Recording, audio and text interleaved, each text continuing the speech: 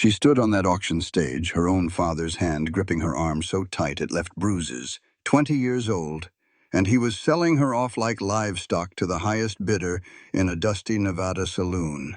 $50, $75, $150. The numbers kept climbing.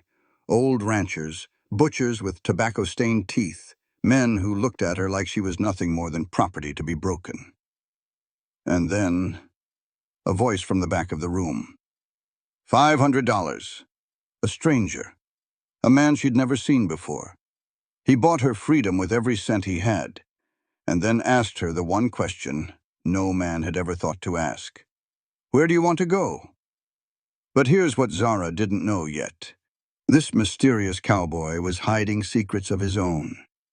Secrets that would change everything she thought she knew about love, about justice, and about the kind of man who would risk everything for a woman he'd never met. The lesson. This story reminds us that our darkest moment can become the doorway to our greatest freedom, and that real love doesn't seek to own you, it asks where you want to go. If this message speaks to your heart, leave a comment below sharing your own story of finding strength in unexpected places. Hit that subscribe button so you never miss another story that understands what you've been through. And if you know someone who needs to hear this today, share it with them. The sound of that auction hammer smacked the air and silenced every soul in the Paradise, Nevada saloon. There on a makeshift stage stood Zachariah Adams, his knuckles bone white from gripping his own daughter's arm. And Zara Adams, all of 20 years old with hair the color of wild honey and eyes that spit green fire, just stared into the crowd. She refused to give a single one of those gawking men the satisfaction of seeing her break on that miserable July afternoon in 1875. "Gentlemen," Zachariah's voice thundered, "my girl here needs a hard lesson. She's turned down 3 good men, slips out of the house at night, and just yesterday I caught her fixing to hop a train east. For 20 years I put a roof over her head and food on her table, and this is how she repays me." He gave Zara a hard shake. "So I'm selling her. Highest bidder takes her, with nothing but the clothes she's wearing and that stubborn streak. That needs breaking." Zara felt a fire build in her chest, but she held her tongue. Her father had dragged her right out of her room, her travel bags still sitting on the floor. She had been making a break for it, headed to San Francisco where her aunt lived. Her aunt was a woman who'd made her own way, no husband needed. That was the kind of life Zara aimed for, not being hitched to one of her daddy's cronies just to sweeten some business deal. "Who'll start the bidding at $50? Zachariah hollered. A low rumble went through the crowd. Some fellas chuckled, figuring it for a joke. Others leaned in, their eyes glinting with interest. "50, called out an old rancher who had to be past 60. "75, another man yelled, a heavy-set fellow with tobacco-stained teeth who ran the butcher shop. Zara's gut clenched into a knot. This could not be real. Not in 1875. Not in a place that flew the American flag. But her father was thick as thieves with the powerful men in Paradise. That included the town sheriff, who was just leaning against a post in the corner, arms crossed, looking like he'd swallowed something sour. "150, the butcher hollered again. 200, a miner with rough hands and hungry eyes shot back. The numbers kept climbing, and Zara could feel tears burning behind her eyes. She blinked them away, hard. She would not let her father, or any of these men, see her cry. $500. The voice was low, calm, and came from a man she'd never seen before. The crowd shuffled aside as a tall stranger walked toward the front. He wore dust-caked boots, old denim pants, and a dark blue shirt with the sleeves rolled to his elbows, showing sun-browned arms. A brown Stetson hat was pulled down low, hiding his face. He stopped right before the stage and looked up.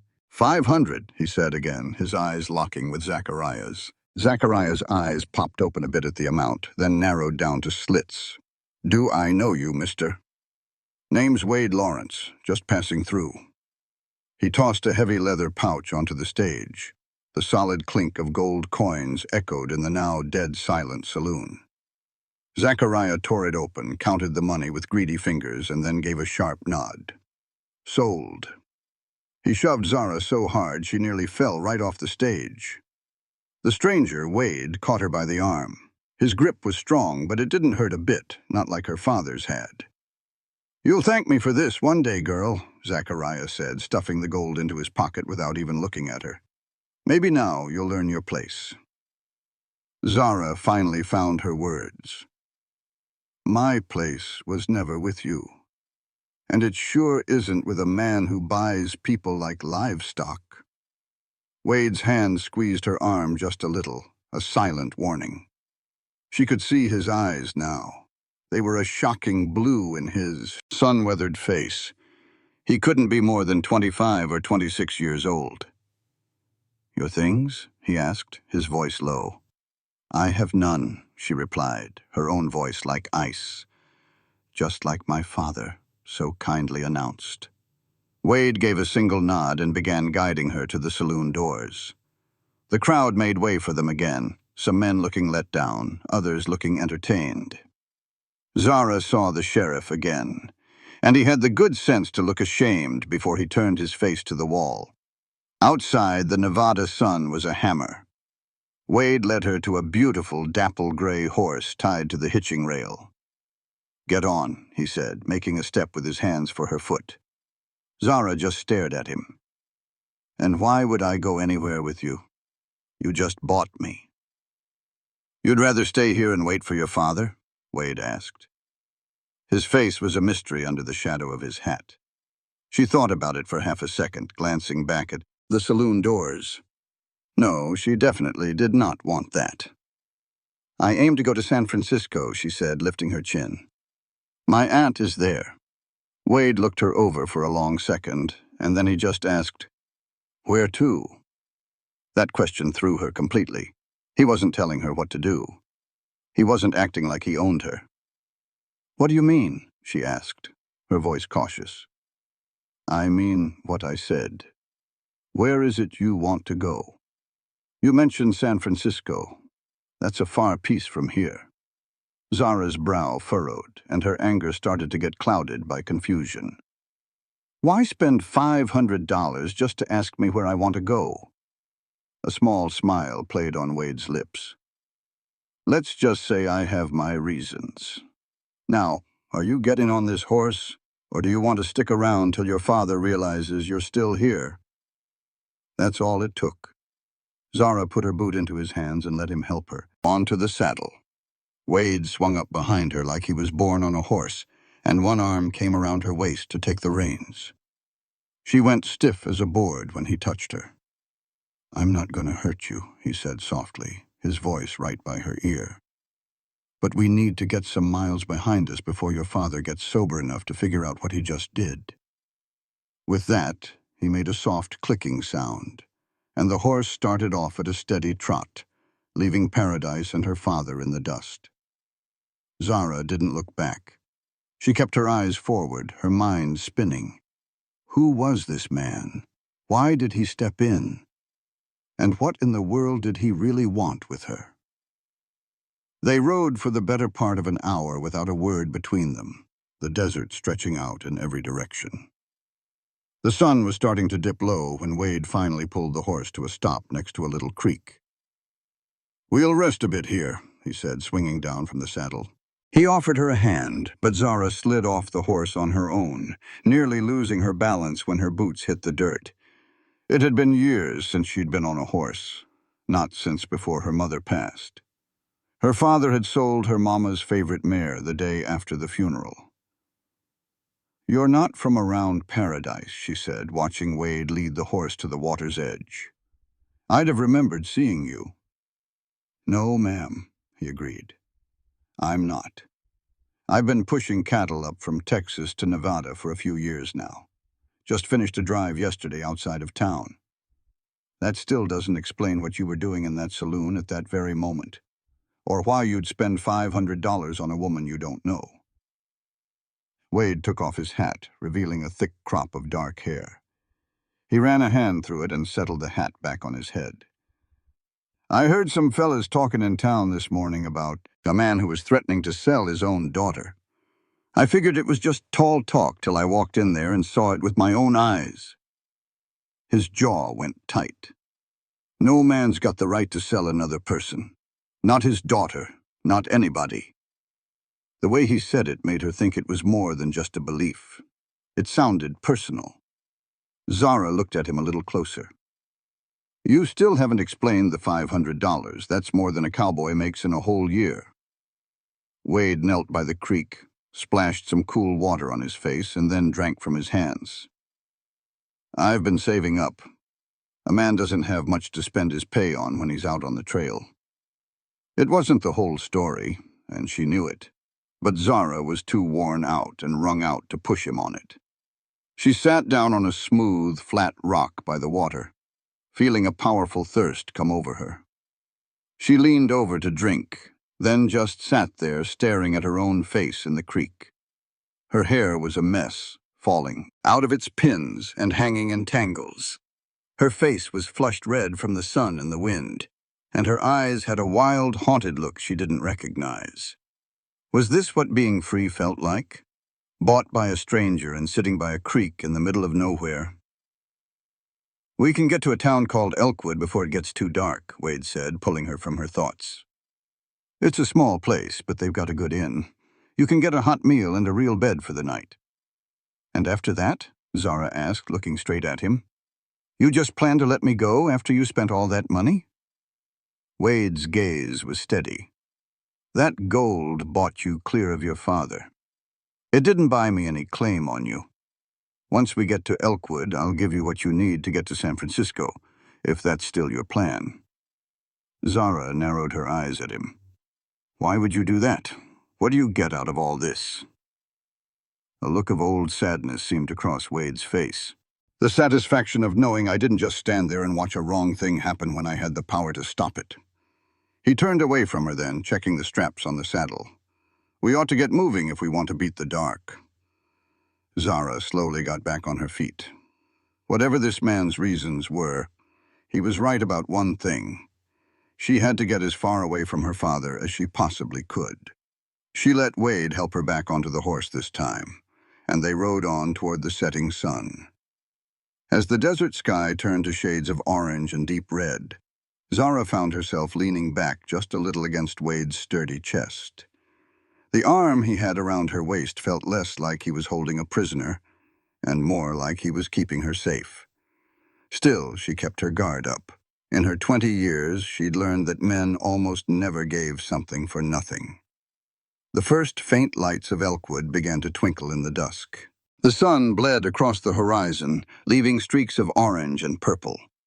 This town was hardly a town at all, just one main dirt road with a few buildings huddled together, including the inn they were looking for. Wade steered his horse to the hitching post in front of the 2-story wooden place. When they stepped inside, a stout woman with salt and pepper hair looked up from behind a long counter. Her eyes traveled from Wade to Zara, and her curiosity was plain as day. We're in need of 2 rooms for the night, Wade said, setting some coins on the worn wood. The woman's eyebrows climbed up her forehead. Sorry, mister. Only got 1 room left. We got some cowboys from the Circle C ranch staying over. It's their payday. Wade's brow furrowed. Any other place to stay in town? Nope. This is it, unless you fancy a bed in the livery stable. Zara went rigid. Share a room with this man she just met? Absolutely not. I'll take the livery, Wade said before she could get a word out. The lady will have the room. The innkeeper just shrugged. Have it your way. She pushed a heavy iron key across the counter. The room's at the top of the stairs. Last door on the right. Dining room's through there, she said, tipping her head toward a doorway. The warm smell of food drifted out from it. We'll be serving for another hour or so. Wade gave her a nod and then looked at Zara. Go on and get some rest. We can talk in the morning about getting you to San Francisco. Zara gripped the key, a sudden wave of doubt washing over her. Was he really going to sleep in a stable just so she could have her own room? Thank you, she said, and the words felt strange coming out. She wasn't in the habit of thanking men for simple decency. Wade just nodded. "You should probably eat first. You must be hungry." She was famished. Her father had dragged her down to that saloon before she'd even had her lunch. "Yes," she admitted quietly. They walked into the dining room. It was about half full of rough-looking men who all looked up when they entered.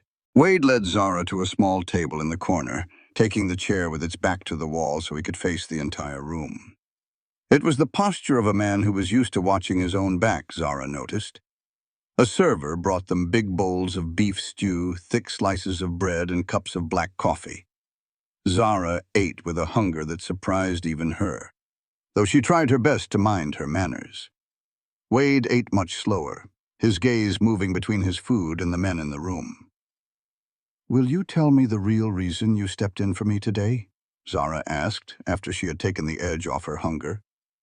Wade set his spoon down, thinking over her question.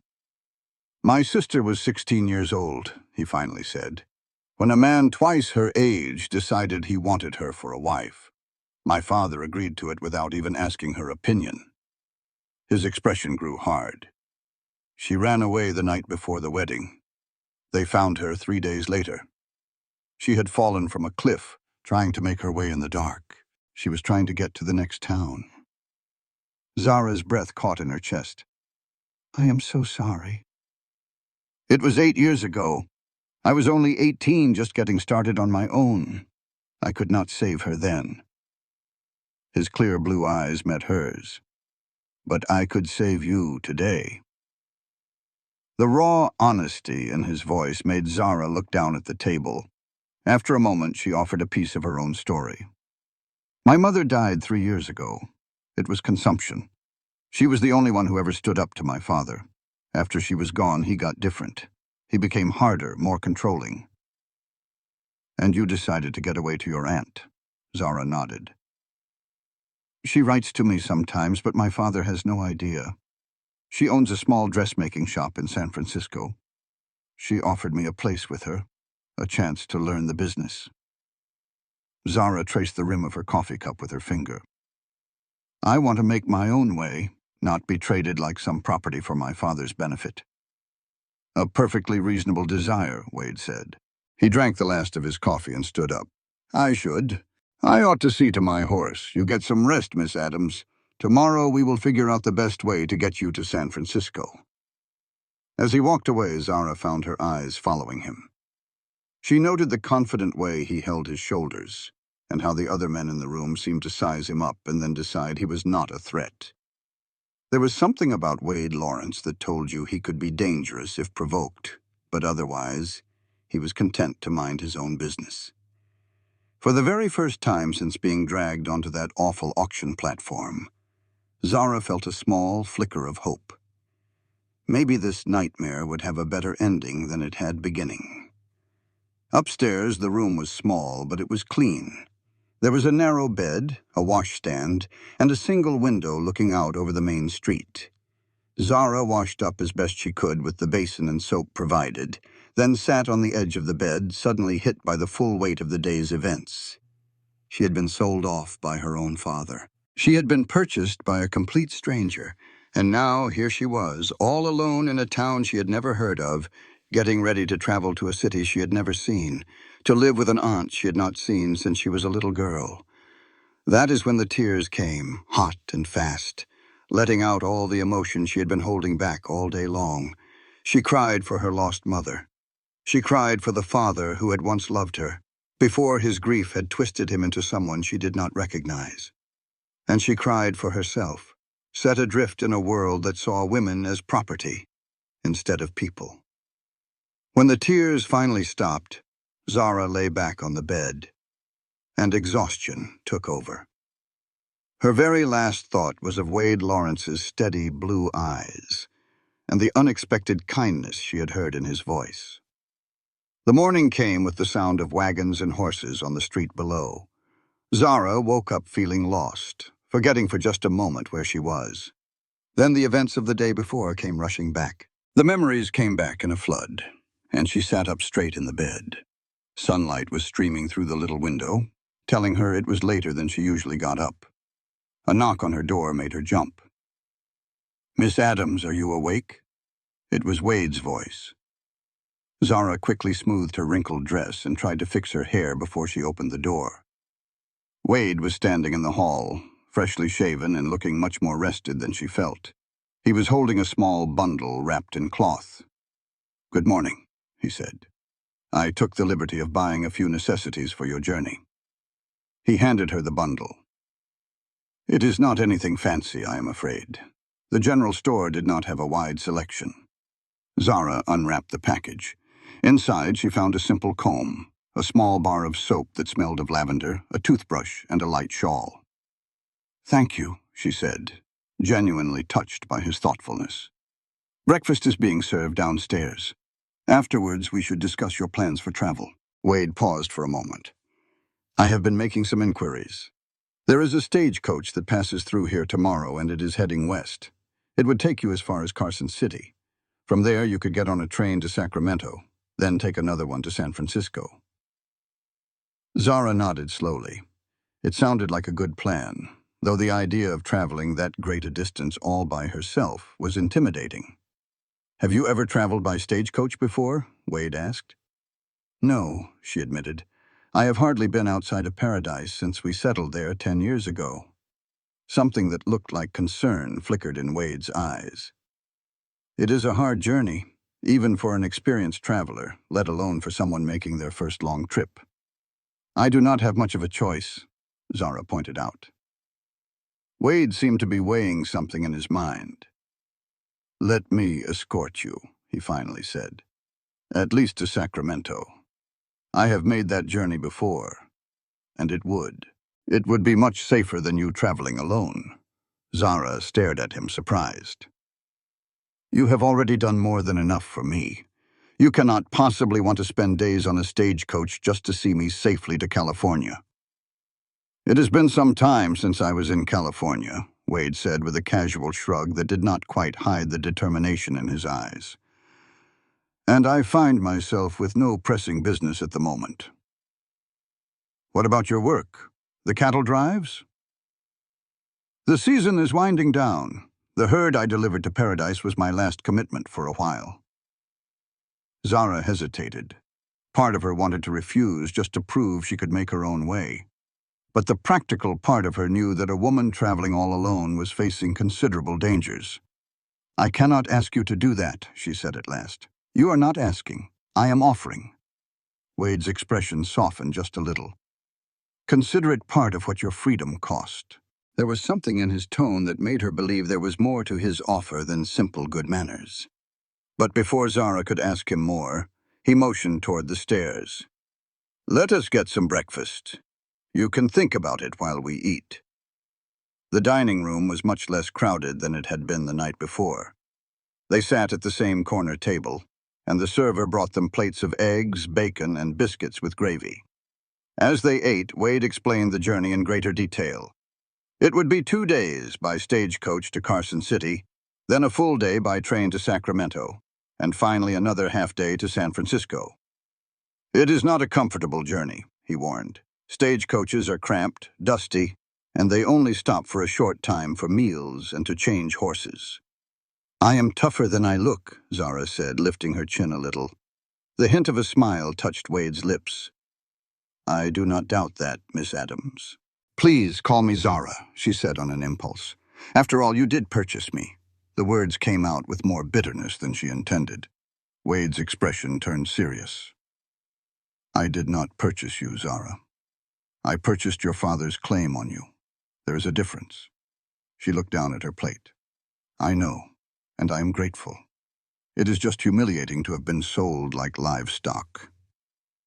"The shame is your father's, not yours," Wade said firmly. Their eyes met across the table, and for a long moment something passed between them. Perhaps it was a shared understanding, or maybe just the recognition of another person who had faced their own share of hardship. "I will accept your escort to California," Zara said finally, "but I insist on repaying you when I am able. My aunt will help me find work, and I will send the money as soon as I can." Wade started to object, But then he seemed to realize how important it was for her to keep some of her pride. "As you wish," he said. He spoke, saying, "There is no real rush, though." With their next steps decided, Wade figured they ought to see a little of the small town. "You will be doing more than enough sitting on this trip," he reasoned. "Besides, we should pick up a few more supplies for your journey." Elkwood turned out to be just what you would expect from a frontier town, all dust and utility. But it had its own kind of charm. The general store was surprisingly full for a place its size, and Wade was firm about buying Zara a good, strong traveling bag, a fresh set of clothes, a water canteen, and a hat with a wide brim to keep the sun off her. "This is far too much," she objected while the store owner was wrapping up their goods. "Think of it as an investment in a peaceful trip," Wade replied. "A traveling partner who is sunburnt and parched would make for a long and sorry ride." His straightforward humor pulled a real laugh out of her, which might have been the first true one she had let out in months. It felt both odd and wonderful, like finding a treasure you had long forgotten about. They used the remainder of the day getting everything ready for the trip ahead. Wade made plans to have his horse boarded in Elkwood until he came back. He bought their tickets for the stagecoach, and he wired a message to Sacramento about the train schedules. Zara was amazed at how capable and knowledgeable he was. It was plain to see this was not his first time making a long haul. That evening, as they sat once more in the dining area of the inn, Zara found that she was watching Wade with more confidence. In the glow of the lamp, she could make out the faint lines around the corners of his eyes, the kind a man gets from years of squinting into the sun.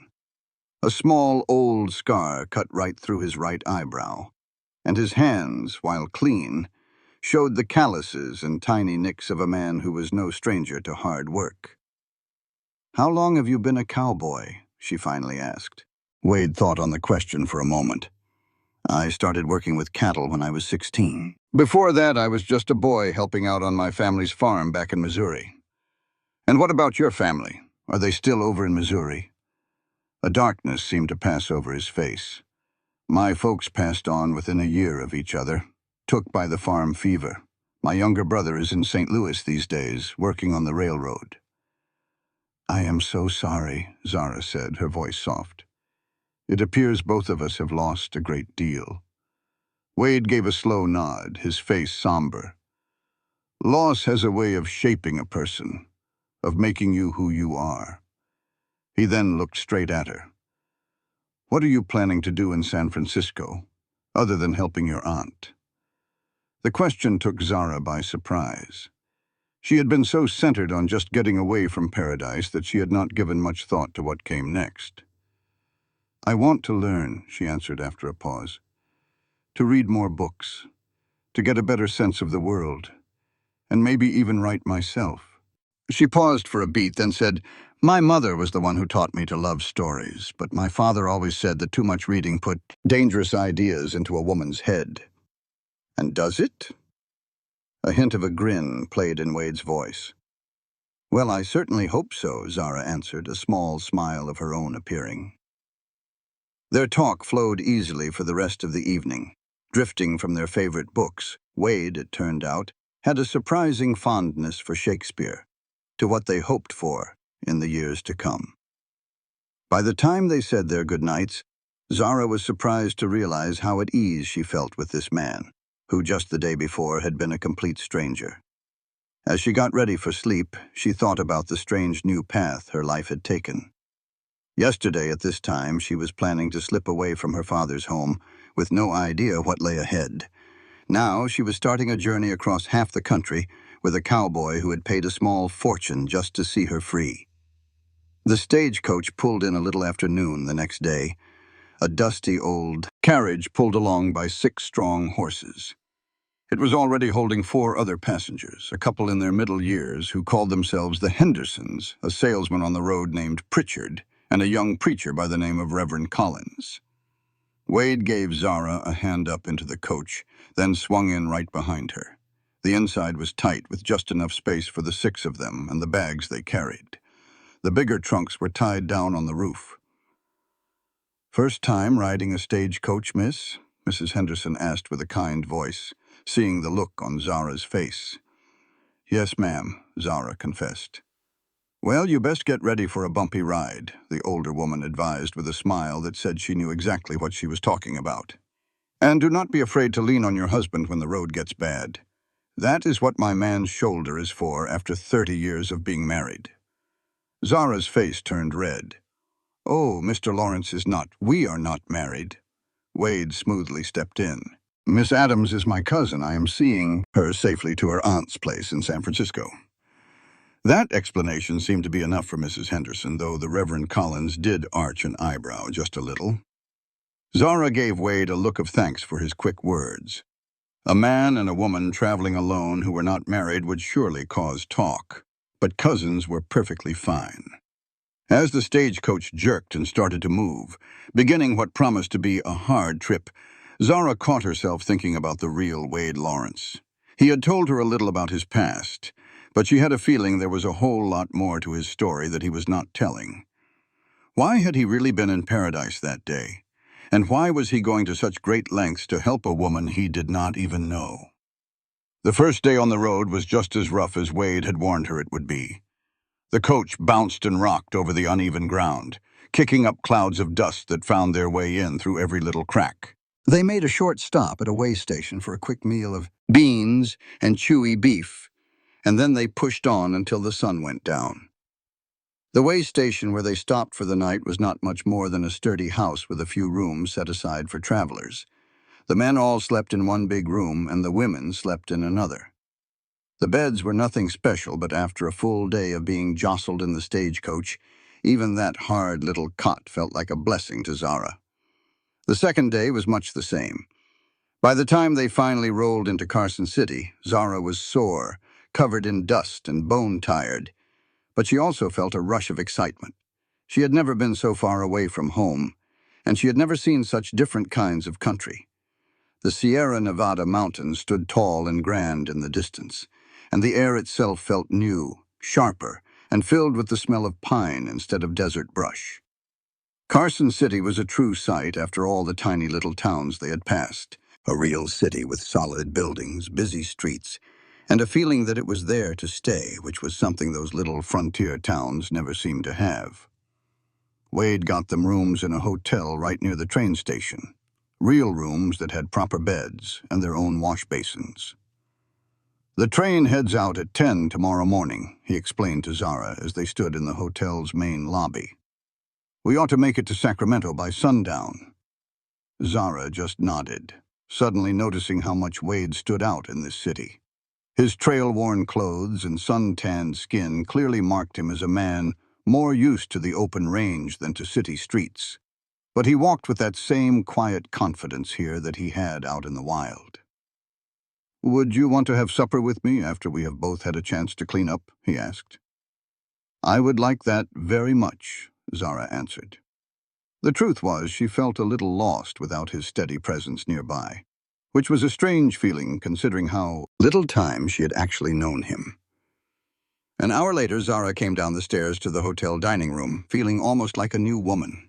She had taken a real bath for the first time in days, scrubbing away all the grime from the road. Her hair, clean and combed, fell in soft waves down her back. The new dress Wade had bought for her back in Elkwood, a simple one made of blue calico, was a welcome change from her wrinkled travel outfit. Wade was already in the lobby waiting, looking just as refreshed. He had shaved and put on a clean shirt, although his clothes still showed he was a working man, not a city gentleman. "You look," he started to say, then seemed to stop himself. "Rested," he finished. But something in his gaze hinted that he might have wanted to use a different word. The hotel's dining room was fancy for a frontier town, with white cloths on the tables and real glass to drink from. Zara felt a sudden twinge of sadness thinking of dinners just like this with her parents, before her mother got sick and when her father was still a man who knew how to be kind and how to laugh. "What is on your mind?" Wade asked, picking up on her change of mood. Zara gave her head a small shake. "Just old memories. Being in a nice place like this, it just reminds me of how things were before my mother passed." Wade nodded, showing he understood. Time changes everything, he said in a low voice. It changes people most of all. They ordered their meal, a true luxury after days of eating way station cooking. And while they ate, Zara found her thoughts drifting again to what would happen once they finally made it to San Francisco. "Will you go back to Nevada after we get to the city?" she asked him. Wade took a drink of his coffee before he spoke. "Sooner or later. I've got some business to see to in Sacramento first." "What kind of business?" The question came out before Zara had a chance to think if it was too nosy. He paused for just a second. "It is a matter of some property. I have been thinking it might be time to settle down, get away from the long cattle drives." "Oh." Zara was caught off guard by how much that news affected her. Of course, Wade had his own life to live, his own plans to make. She had no right to his time beyond this trip. Still, the idea of them going their separate ways in Sacramento left her with a strange feeling of emptiness. "Maybe," Wade started, choosing his words with care, "once you are all settled in with your aunt, I could come call on you in San Francisco, if you would be all right with that." Zara's eyes shot up to meet his, and she saw a brief moment of uncertainty in his face before he hid it away. "I would like that very much," she said, and she meant it. Something changed between them in that moment. It was a small shift in the air, a new kind of awareness. For the very first time, Zara let herself admit that her interest in Wade Lawrence was becoming more than just gratitude for his help.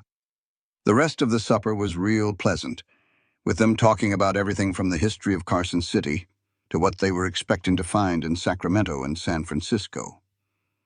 When they finally called it a night, Zara felt a funny mix of excitement and nerves about the road ahead. It was more than just the train trip. She had a feeling it was the start of a journey for her heart, too. That train ride to Sacramento was something else entirely for Zara.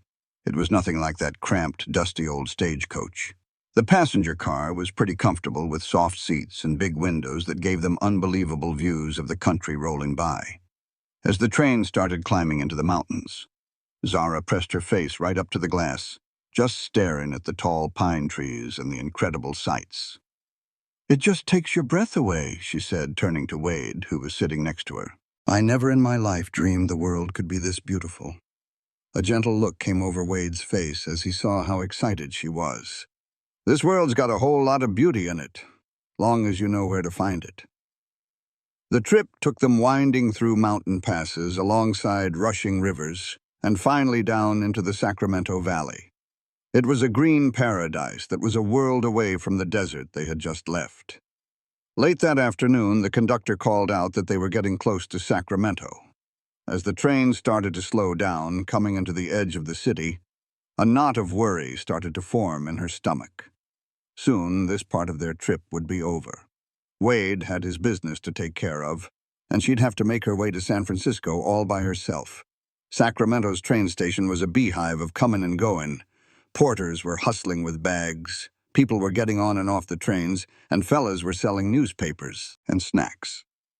After the quiet of their train car, all the racket and fuss was a bit much. Wade kept a steady hand on her elbow, guiding her through the swarm of people into the station's big main room.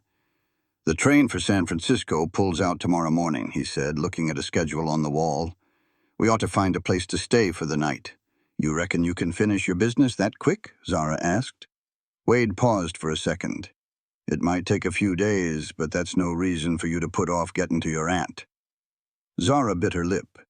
She didn't want to let on how scary the thought of finishing the trip alone suddenly felt. "Of course," she said, trying to sound like it was no big deal. "That makes perfect sense." Wade looked like he was about to say something else, but then a man's voice called out his name. They both turned and saw a fella dressed mighty fine, approaching them, looking to be in his 40s with a tidy beard and smart-looking eyes. "Lawrence, I thought that was you." The man held out his hand, and Wade shook it good and firm. "Judge Harmon," Wade said, clearly surprised to see him. "I didn't expect to run into you here. I am in town for the circuit court," the judge explained, and then he looked over at Zara with a curious expression. "Pardon my manners," Wade said. "Judge Harmon, I'd like you to meet Miss Zara Adams." Zara, this is Judge Thomas Harmon of the Nevada Territorial Court. Zara gave a polite nod, wondering what in the world a man like Wade was doing knowing a territorial judge. A pleasure, Miss Adams, Judge Harmon said with a polite little bow. Lawrence, I'm glad I found you. There have been some new developments with that business we talked about. Maybe we could have a word in private. Wade glanced at Zara, looking like he was caught in the middle. Oh, please don't let me hold you up, she said real quick. I can wait right here. After thinking on it for a moment, Wade nodded. I'll be right back, he promised, before walking off with the judge. They went far enough away that she could not hear them, but Zara could tell by their faces that they both looked mighty serious. Wade would nod his head every now and then as the judge did most of the talking. Now, what kind of business would a simple cowboy have with a territorial judge? That question just added to Zara's feeling that there was a whole lot more to Wade Lawrence than what she saw on the surface. Wade was a man of his word and came back after a short talk. Sorry about that, he said. The judge has been helping me out with a legal problem. It looked serious, Zara pointed out, watching him closely. It is, in its own way. Wade clearly wasn't about to say more. Let's go find us a hotel. You must be plumb worn out from the trip. They got rooms in a hotel close to the station, and after getting cleaned up, they went to have supper in the hotel's dining room. While they were eating, Zara couldn't help but study Wade, thinking about all the secrets he seemed to be holding. You look like you've got something on your mind, he finally said, putting his fork down. Zara gave a small smile. About 100 of them, I reckon. Ask away, Wade said simply. She thought carefully about how to phrase her question. You're more than just a cowboy, aren't you? There is another side to your story. Wade stayed quiet for a long while, and his blue eyes looked thoughtful. Then he let out a sigh. You're right. I suppose I have not been completely honest with you about who I am. So who are you, Wade Lawrence? For real? Zara asked in a soft voice. Wade looked around the dining room, then leaned in a little closer. I was a deputy United States Marshal for 3 years before I went back to ranching.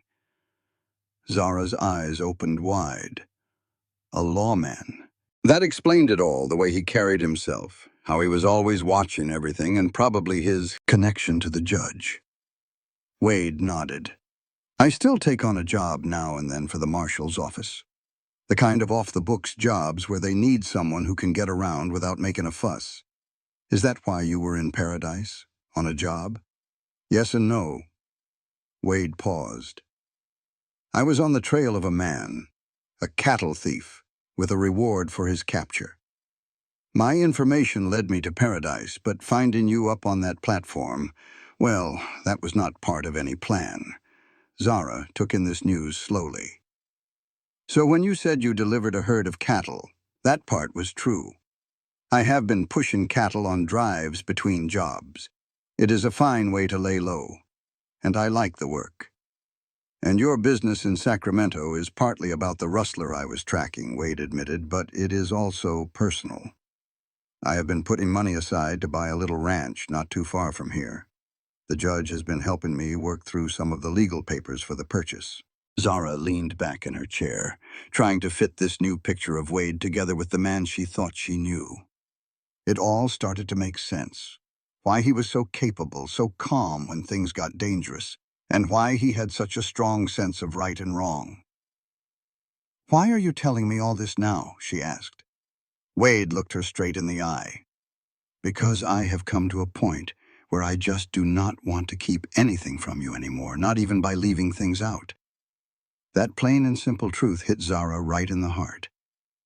Before she could even think of what to say, Wade went on. There is something else you should know.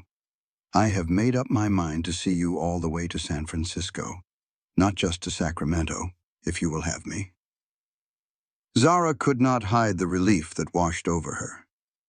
I would be mighty grateful for that, she said. But what about your business here? It can wait another couple of days. Wade's expression softened. Making sure you get to your aunt safe and sound feels like the most important thing to do right now. Later that night, as Zara got ready for bed in her hotel room, she thought back on everything he had told her. Wade Lawrence, a cowboy, a former lawman, and her protector when she least expected it, was starting to mean more and more to her in ways she had never seen coming. The idea of getting to San Francisco and having to say goodbye to him was not just scary anymore. It plain hurt to think about. She told herself to stop such foolish thinking. They had known each other for not even a whole week. Her life was all turned upside down, and she did not know what her future held. This was no time to be getting feelings for someone. But still, as she started to fall asleep, it was Wade's steady blue eyes and his quiet strength that she could not get out of her head. The train to San Francisco left Sacramento at 9 o'clock the next morning, making its way southwest through rich farmlands and little towns that were getting bigger. Zara and Wade got seats together by a window. The other folks in their car were a mix of businessmen, families, and a few ladies dressed in the latest fashions that made Zara feel both curious and a little unsure of herself. Would folks in San Francisco society expect her to look so fancy? Her plain dresses would make her stick out like a sore thumb in a crowd like that. What is that frown for? Wade noticed. Are you having second thoughts about San Francisco? Zara shook her head. Not really. It is just that it is hitting me how little I am prepared for living in a big city. Wade looked over at the well-dressed ladies. Your aunt is a dressmaker, is she not? I reckon she will help you figure all that out. I suppose so, Zara sighed. It is all just becoming so real now. How much everything is changing. How much I do not know about this new world I'm walking into. Change can be a scary thing, Wade agreed, but it can also be mighty exciting. You are free now to be whoever you want to be. Zara thought about that. And who do you suppose that might be, I wonder? Someone special. I have got no doubt about that, Wade said with so much honesty that Zara felt her face get warm. The train ride went by fast, and the land slowly started to change as they got closer to the ocean. By early afternoon, they saw their first peak of the San Francisco Bay, a huge stretch of blue water filled with all kinds of ships. It is just beautiful, Zara whispered, leaning past Wade to get a better look out the window. Just you wait till you see the city up close, Wade said. Ain't nothing else in the world like San Francisco. As the train rolled into the station, Zara felt a mix of excitement and butterflies in her stomach. She had sent a telegram from Sacramento to let her aunt know they were coming, but she had not had a chance to get a message back. Would her Aunt Cordelia be there at the station? Would she give Zara the same warm welcome as her? Was nothing like what his letters had hinted at. The San Francisco station was a whole different world from the one in Sacramento, buzzing with more folks than a town square on market day. It was a whirlwind of noises, smells, and people going every which way. Wade stayed right on Zara's heels as they worked through the thick of the crowd, grabbing their luggage before heading for the main doors. A lady's voice cut through the racket, calling out, "Zara! Zara Adams!" Zara turned to see a trim woman, maybe 50 years old, dressed smartly in a deep red traveling suit. Her blonde hair, streaked with gray, was tucked neatly under a simple hat. It had been a long time, but Zara knew her mama's sister in an instant. "Aunt Cordelia," she cried out, rushing to her. The two women hugged tight, and then Cordelia held Zara out to get a good look at her. "Just look at you," she said, her voice full of warmth. "You are the spittin' image of your mother when she was your age." Her eyes, green just like Zara's, shimmered with happiness and the start of a few tears. "I was worried you wouldn't get my telegram in time," Zara said. "Lucky for us, I was right in the shop when the boy delivered it." Just then, Cordelia's eyes landed on Wade, who was standing back a ways to give them their space. "And you must be Mr. Lawrence, the gentleman who brought her here." Zara introduced them, suddenly feeling a little flustered. How much was she supposed to tell her aunt about how they'd met? About the part Wade played in getting her away from that terrible place? Wade made it easy on her by speaking directly to Cordelia. "It is a real pleasure to meet you, Mrs. It's still Miss Adams," Cordelia corrected him with a kind smile. "I never did get hitched, and the pleasure is all mine, Mr. Lawrence.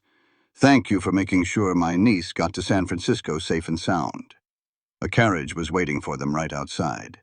As they rolled through the big city streets, Zara found her mind split between the amazing sights of San Francisco. The steep hills, the wide-open bay, the tall buildings, and the talk happening between her aunt and Wade. It turned out Cordelia was not one to beat around the bush. "So, Mr. Lawrence, Zara's telegram just said you were bringing her from Nevada.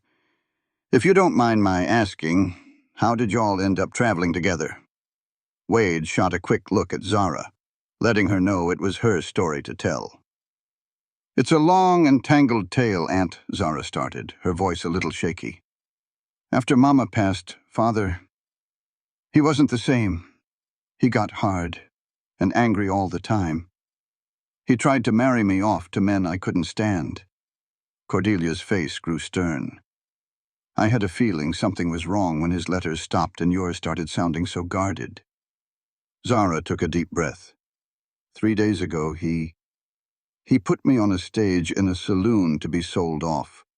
Said it was to teach me a lesson." Cordelia let out a sharp gasp, her hand flying to her lips. "Good heavens, Zachariah tried to sell you like property?" "He did more than try. He sold me," Zara said softly. "He sold me to Mr. Lawrence, who right away asked me where on earth I wanted to be, and then he brought me straight here when I said, San Francisco." Cordelia turned her gaze to Wade, her face a storm of disbelief and deep, heartfelt thanks. "You bought my niece's freedom." Wade looked a little uncomfortable with her intense stare.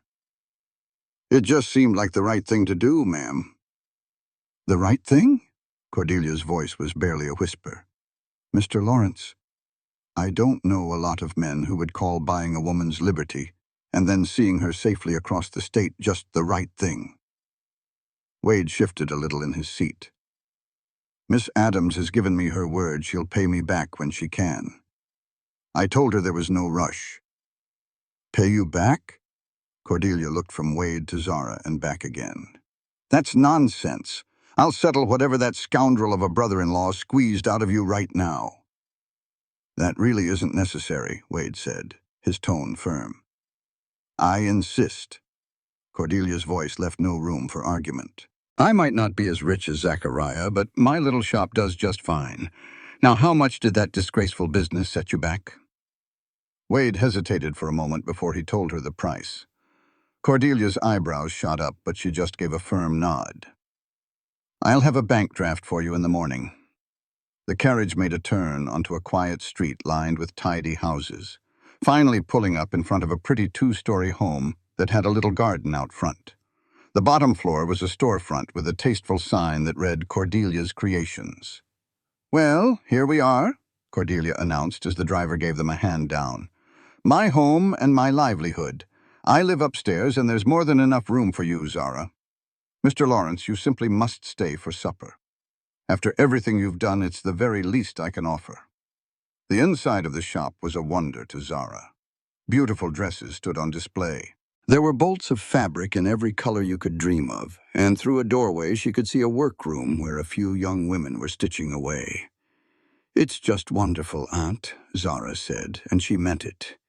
"It's exactly like you wrote in your letters, only even better." Cordelia beamed with pride. "It's taken a lot of years and a lot of hard work, but yes, I'm mighty proud of it." She led them up a staircase in the back of the shop to a cozy apartment. "Let me get you settled in your room, Zara. You must be wanting to freshen up after that long trip. Mr. Lawrence, please make yourself at home in the parlor."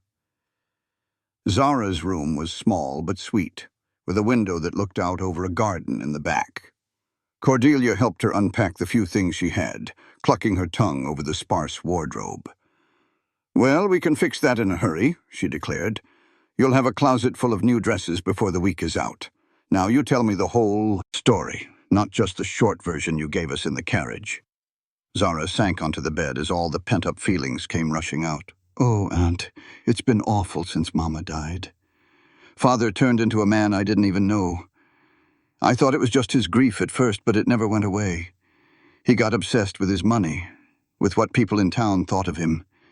He started looking at me like I was just another piece of property to be traded."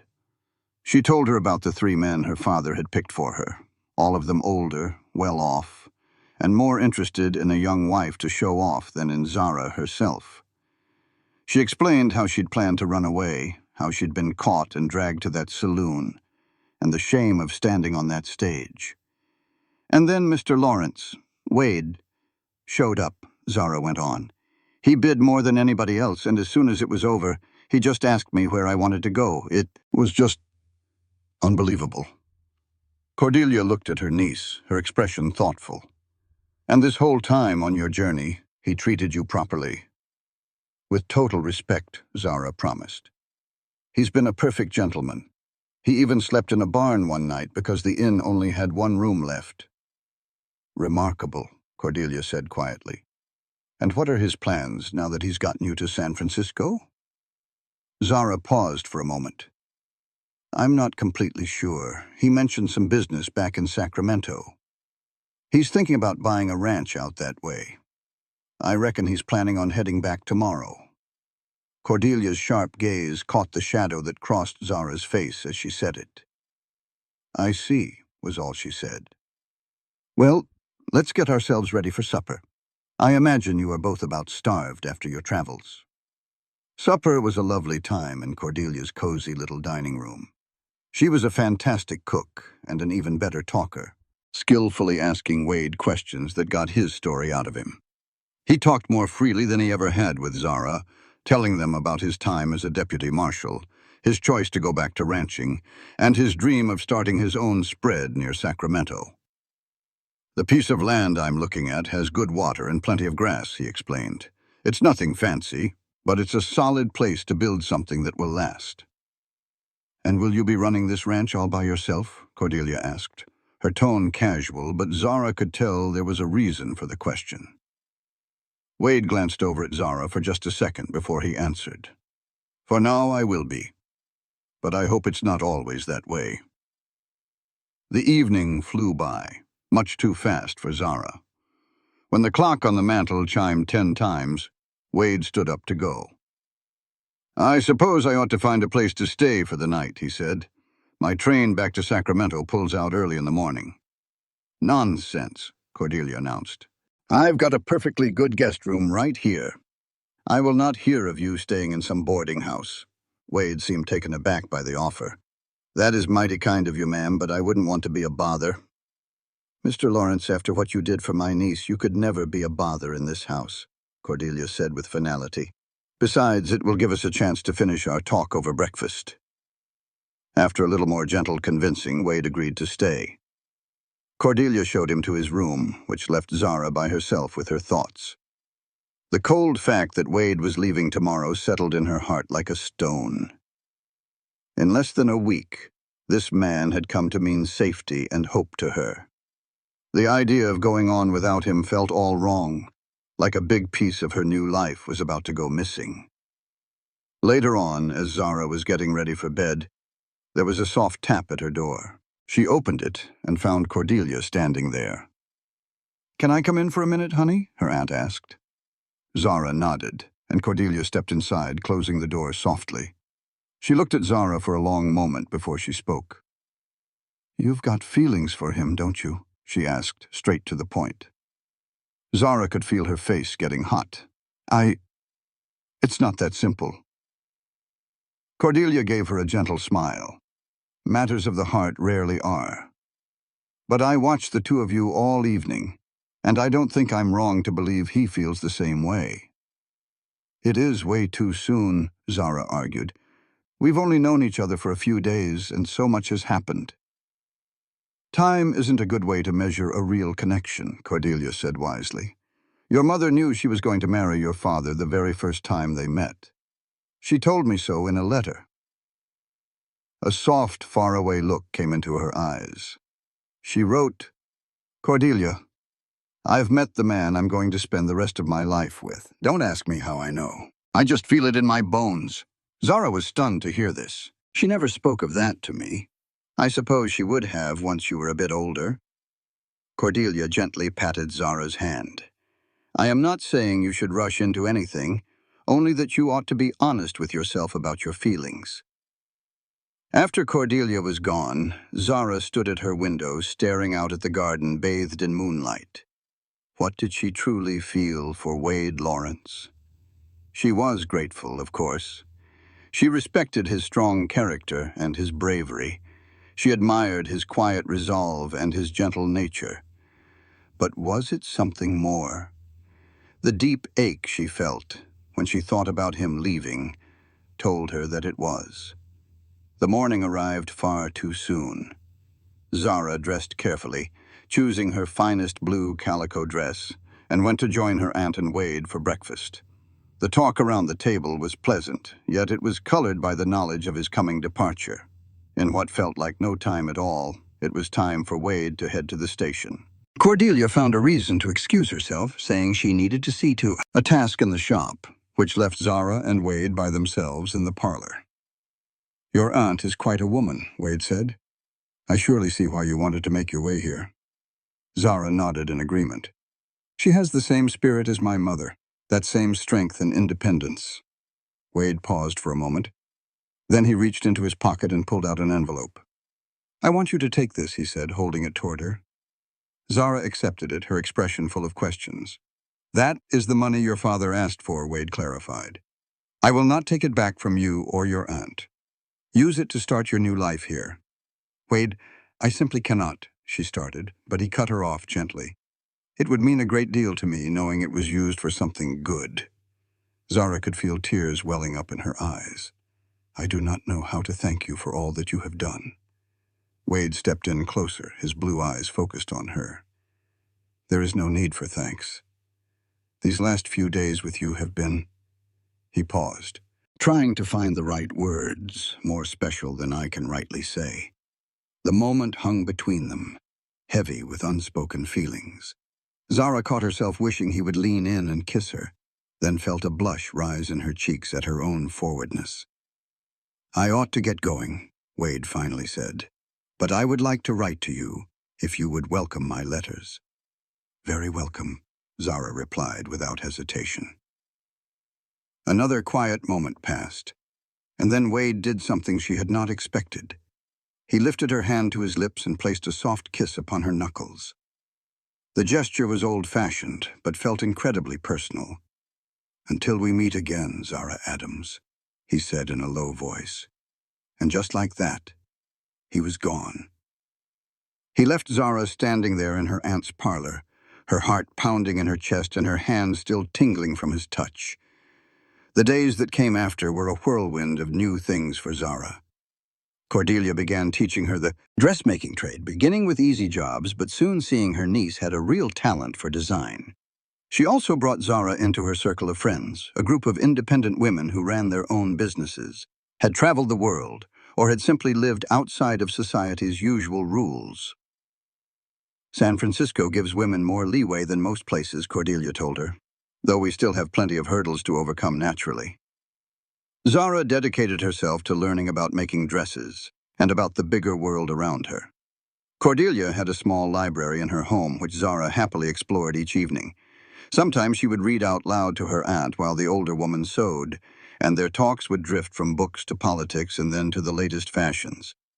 But even with her full days and the thrill of her new life, Zara's mind often wandered back to Wade. He was true to his word and wrote to her consistently, once a week. His letters showed up every Friday, as reliable as the sunrise. He wrote about his progress in buying the ranch, about the small house he was fixing up, and about his dreams for the land. His writing was just like his way of speaking, direct but full of thought, and sometimes he showed a dry sense of humor that brought a smile to Zara's face. She wrote back to him just as regularly, telling him about her time in San Francisco, her improving skills in the shop, and the books she was reading. She realized she was more open in her letters than she had ever been in person, maybe because the distance made it feel safer to share her true thoughts and feelings. The weeks turned into months, and summer faded into fall. Zara had been in San Francisco for almost 2 months when a letter from Wade arrived that was different. "I will be coming back to San Francisco next week," he wrote. "There are some things I need to talk with you about. Things too important to put in a letter. If it is all right with you and your aunt, I would like to come see you."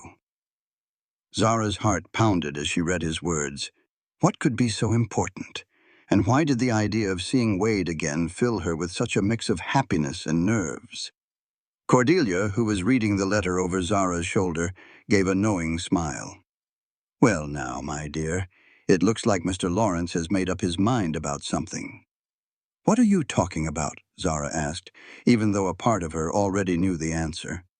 "A man does not travel hundreds of miles to talk about things unless those things involve the heart," Cordelia said with a soft chuckle. "I reckon your cowboy is fixing to state his intentions." Zara's cheeks grew warm. "You cannot possibly know that for sure." "Perhaps not for certain," Cordelia admitted, "but I have seen enough of this world to recognize the signs when I see them. The real question is, how would you feel about it? If he did declare his feelings?" That was a question Zara had been asking herself more and more often. In the time since they had said goodbye, her feelings for Wade had only deepened. His letters showed a man of great character, smart and kind, which only confirmed what she first thought of him. She often found herself comparing other men to him, and they all came up short. "I care for him," she finally admitted, "more than I ever thought I could in such a little amount of time." Cordelia nodded, looking pleased. "In that case, we will welcome Mr. Lawrence with open arms when he gets here." Wade's arrival the following Tuesday sent a ripple of excitement through Cordelia's shop. The young women sewing giggled behind their hands when the tall cowboy walked in, hat in hand, looking a bit out of his element among all the fancy displays. But his eyes found Zara right away, and the warmth in his look sent a shiver of delight through her. "Welcome back to San Francisco, Mr. Lawrence." Cordelia greeted him with a smile. "Zara, why do you not show Mr. Lawrence out to the garden? It is a fine afternoon for some tea outside." The little garden behind the shop had become one of Zara's favorite places. It was a quiet spot with a couple of fruit trees, some blooming flowers, and a stone bench next to a small fountain. As they sat down with the tea tray Cordelia had given them, Zara suddenly felt bashful, not sure what to say to this man whose letters had meant so much to her. Wade seemed just as unsure, turning his hat over and over in his hands before finally placing it on the bench. "You look good," he said. "San Francisco seems to suit you." "It does," Zara agreed. "Aunt Cordelia has been so kind, and I'm learning a great deal in the shop. I have enjoyed your letters," Wade said. "They have painted a real clear picture of your new life out here." "And I have surely enjoyed yours," Zara replied. "So tell me, how is that ranch of yours coming along?" Wade's whole face lit up. "Well, that is a big part of what I came to tell you. I closed on the place. It is all mine now. 160 acres, with good water and decent grass for a herd. The house itself needs a fair bit of work, but its bones are solid. I have been fixing it up a little at a time." "That is just wonderful," Zara said with a true heart. "You must be so proud." "I am." Wade paused for a moment, then reached inside his coat pocket. "I brought something along to show you." He took out a small Drea type and passed it to her. The picture showed a simple farmhouse with a big wide porch, sitting against a backdrop of rolling hills. A massive oak tree stood in the yard, and you could see a little creek running in front. "It is beautiful," Zara said, looking closely at the image. "It is not anything grand," Wade said, "but it is a good, honest start. Plenty of room to grow." Something in the way he said that made Zara look right up at him. His blue eyes were fixed on her face, searching for something. "Zara?" he started, then his words seemed to get caught in his throat. He took a deep breath and started over. "These last few months, your letters have meant so much. I found myself waiting for Fridays more than I've ever waited for anything in my life." Zara's heart started to beat a little faster. "I felt the very same way about your letters." Hearing that, Wade went on. "The ranch is a fine piece of land, but a house is not a home until the right people are living in it. He reached his hand across the table and took hers. I came all the way to San Francisco to ask if you might consider making a life out in Sacramento with me. Even though she had halfway been expecting it, the realness of his words still stole her breath. Are you asking me to marry you, Wade? I am, he said, plain and simple. I know it has not been very long, and you are just now getting your feet planted here. I would not ask you to give all that up if it is what you truly want, but I have a strong feeling we could build something wonderful together, if you are willing. Zara looked down at their hands, her mind spinning. Was this happening too fast? Was she just trading one man's control for another man's? But as soon as the questions came, she knew the answers. Wade had never once tried to control her, not from that first moment he asked her where she wanted to go. He had respected her choices, her own mind. Before I answer, she said carefully, I need to ask you something. That day back in paradise when you bought my freedom, was this what you had in mind all along? Wade shook his head firmly. No. I did that because it was the right thing to do, not because I wanted anything from you. My feelings for you grew while we were traveling and through every single letter. He squeezed her hand gently. I do not want to own you. Zara, I want to build a life with you. There is a world of difference. That was the perfect thing to say. Zara felt a genuine smile spread across her face, a warm and certain feeling settling deep in her soul. Then yes, Wade Lawrence, I will marry you, and I will help you make that house a real home. The pure happiness that lit up Wade's face swept away any little doubt she might have been holding on to. He lifted her hand to his lips, just like he did the day he left San Francisco. This time, though, it felt like a promise for the future, not a goodbye. There is something else I need to tell you, Wade said after a quiet moment. About paradise. Zara tensed up just a bit. What about it?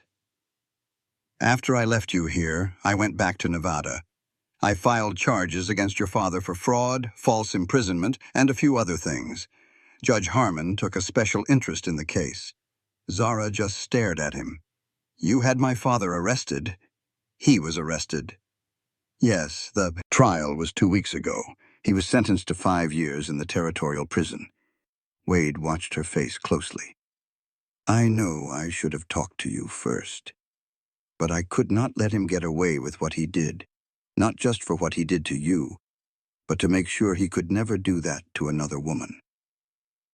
Zara was quiet, letting all this new information sink in. Her father was in prison. The man who raised her, who she remembered loving her and her mother, was now going to pay for his crimes. She felt a whole mess of things at once. Relief, a deep sadness, even a little bit of guilt. But mostly, she felt like justice had finally been done. Thank you for telling me, she finally said. And thank you for what you did. It was the right thing, even if it is hard to hear. Wade nodded, his eyes full of understanding. There is one more thing. The court ordered him to pay you back. Your father's property has been sold, and all the money is being held in a trust for you. It is a very large amount of money. This news was even more of a shock. I'm supposed to inherit my father's money after everything he did? Judge Harmon made it very clear that it was rightfully yours from your mother's side of the family, if for no other reason. You do not have to decide what to do with it right away, but it will be there for you when you are ready. Zara slowly shook her head, just amazed at how much her life had turned around in only a few months. She had gone from being treated like livestock to be sold, to a woman with her own money, her own skills, a loving aunt, and a man who wanted to build a life with her as his equal. I never dreamed any of this could happen, she said in a soft voice. Wade smiled. Neither did I. But I am thankful for every single step of the journey that brought me right here to you. Later that evening, after Wade went back to his hotel with a promise to call on her the next day, Zara sat with Cordelia in the sitting room, telling her all about the proposal and everything else Wade had shared. "Well now," Cordelia said after Zara had finished her story, "a ranch in Sacramento, a big inheritance, and a man who values your independent spirit. That is not half bad for a girl who showed up at my shop 2 months ago with nothing but the clothes on her back." Zara had to laugh. "When you say it like that, it does sound pretty amazing. Life can be mighty surprising, my dear." Cordelia's face grew thoughtful. "I will miss you something awful, of course. But Sacramento is not so terribly far, and I have to admit, I am already looking forward to spoiling some grandnieces or grandnephews." Zara blushed bright red. "We have not even talked about having children yet." "There will be plenty of time for all of that," Cordelia said with a confident smile. "The important thing is you found a man who sees the real you and cherishes what he sees." The next few weeks flew by in a flurry of activity. Zara and Wade decided on a December wedding right there in San Francisco, with Cordelia hosting the whole affair. Wade went back to Sacramento to keep working on the ranch house, promising he would have it all ready for them by Christmas. Zara split her days between helping out in the dress shop and getting ready for her new life. She even designed her own wedding dress, a simple but beautiful gown made of ivory silk with pearl buttons and a fine lace trim. Cordelia insisted on sewing it herself, staying up late at night to make sure every single stitch was just right. "You just consider it my wedding gift," she said when Zara tried to protest about the cost and the work. Letters flew back and forth between San Francisco and Sacramento, now full of real plans and shared dreams. Wade wrote that he was adding a second bedroom to the house for the future, a line that made Zara blush all over again, even as she smiled at what he meant. She wrote back with lists of things they would need for their new home, books she wanted to bring with her, and ideas for a little garden she could call her own. December came in with weather so mild you would hardly believe it, as if nature itself was giving them its blessing. The wedding was small but full of joy, held right in Cordelia's sitting room with just a few close friends there to see it. Zara wore her beautiful gown and carried a bouquet of winter roses. Wade, looking handsome and a little bit nervous in a brand new suit, could not take his eyes off her as she came into the room on Cordelia's arm. The minister, a good friend of Cordelia's, kept the service short and sweet. When he announced them, husband and wife, Wade's kiss was gentle, but it held a promise of a deeper love to come. Cordelia dabbed at her eyes with a handkerchief, and even the seamstresses from the shop were sniffling. The wedding breakfast that came after was a happy celebration with champagne and a spectacular cake. As they got ready to leave for the train station, Wade had arranged for them to spend their wedding night in a hotel in Sacramento before going on to the ranch. Cordelia pulled Zara aside for one last hug. "Be happy, my dearest girl," she whispered, "and you remember that you are always welcome here, both of you." Zara held on to her aunt for a moment, feeling so much gratitude for this woman who had opened not just her home, but her heart. "Thank you for everything," she said. "We will visit often, I promise you." The train ride to Sacramento was a happy dream. Zara was so aware of Wade sitting right beside her, of the new gold band on her finger, of the fact that she was Mrs. Lawrence now. The whole idea was both exciting and did not feel quite real yet. Their wedding night at the best hotel in Sacramento was a true revelation. Wade was just as kind and thoughtful in their most private moments as he had been in every other part of their lives together. Zara, who had been nervous at first, found herself responding with a passion she never knew she had inside her. In the quiet moments afterward, lying safe in her husband's arms, she felt a deep sense that everything was right, that she had finally found her true place in the world. The next day, they traveled the last few miles to their new home. As the wagon Wade had hired reached the top of a hill, the ranch came into view. The house from the drawing now had smoke curling up from the chimney in a welcoming way, and you could see new curtains hanging in the windows. "Welcome home, Mrs. Lawrence," Wade said, his arm tightening around her waist. Home. It was such a simple word, but it meant everything. As Wade helped her down from the wagon and then carried her over the threshold of their house, Zara felt the last few pieces of her new life click perfectly into place. This was where she belonged. Not as someone's property to be sold, but as a woman who was valued for who she was, ready to build a future with the man who had asked her that life-changing question on a dusty street in paradise. A place where, it turned out, their answer was found together. 5 years went by, and every one of them brought new happiness and new challenges to the Lawrence Ranch. The house got bigger as their family did, first with their son William, who was born in the winter of 1877, and then with their daughter Eleanor 2 years after that. Wade's smart management and Zara's wise investments with her inheritance turned their little piece of land into one of the most successful ranches in the whole area. Zara had used some of her inheritance to start a small business of her own, a dress shop in Sacramento, that was a lot like Cordelia's, but she filled it with her own unique designs. It did very well under her care, even while she was busy being a mother and a rancher's wife. Wade had supported her dreams from the very start, often looking after the children himself while she was working in town. Cordelia came to visit all the time, just loving her role as the honorary grandmother to the Lawrence children. She had made her own San Francisco shop bigger and now had a dozen seamstresses working for her, including a few young women that Zara had sent her way from the Sacramento area. On this one evening in the summer of 1880, Zara stood on the porch of their home. She was watching Wade teach 5-year-old William how to ride his new pony, while 3-year-old Eleanor giggled, perched up on the fence rail. The setting sun washed the whole scene in a golden light, making Wade's dark hair shine like bronze and showing the proud way he held his shoulders as he guided their son. As she watched her family, Zara thought about the long road that had brought her to this very spot. From a scared young woman on an auction block to a respected businesswoman, a loved wife, and a mother, it all felt like a miracle. And yet it all started with one simple question from a man who understood that being free does not mean a thing if you do not have a choice. Where to? Wade had asked her on that fateful day. And right here, they had found their answer. It was not a place on a map, but a life they had built together, founded on respect, on understanding, and on love. Wade looked up then and saw her watching them.